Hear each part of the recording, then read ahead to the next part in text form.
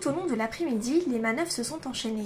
Sur la commune d'Apieto, les cadres de l'hélicoptère bombardier d'eau du 6-2A ont réalisé différents scénarios dans le cadre de leur formation de maintien des acquis. Emport et dépose de personnel, largage, héliportage de matériel, ou même ce qu'on appelle établissement de grande longueur.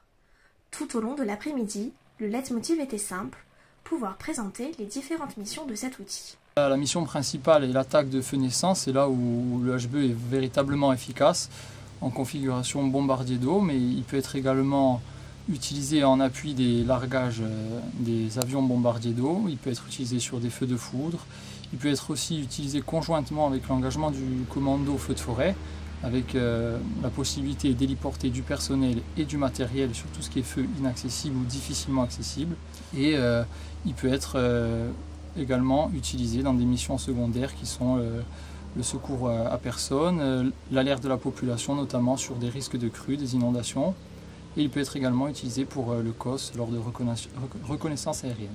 Très important pour l'île au relief difficile, le HBE peut ainsi agir très vite en puisant de l'eau au plus près des zones sinistrées, sur des points d'eau naturels et artificiels.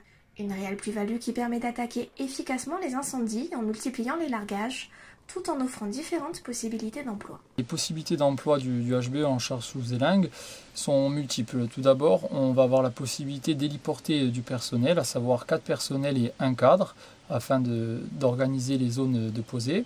Ensuite, on va pouvoir héliporter du matériel, c'est-à-dire du matériel, tout ce qui est nécessaire à mettre en place des établissements là où souhaite le COS. On va également pouvoir héliporter des bâches à eau de 500 litres qui vont permettre d'alimenter ces établissements. On a également la possibilité avec un panier héliportable de mettre en place une ligne d'alimentation en 70 au moyen de l'hélico. Donc une fois sur place, la possibilité de mettre en place cette ligne d'alimentation en 70 est très rapide et nous permet de la mettre dans des endroits très difficiles d'accès. Un entraînement auquel un groupe de pionniers a été associé afin de pouvoir coordonner les compétences de chacun et de tester la mise en place de différents outils.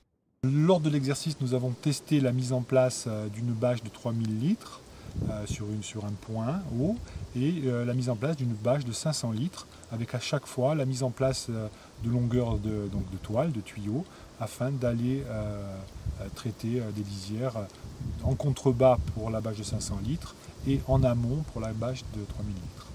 Une location d'un appareil qui s'élève à 350 000 € pour le 6-2A dans le cadre de la campagne feu de forêt, prêt à intervenir sur l'ensemble du territoire.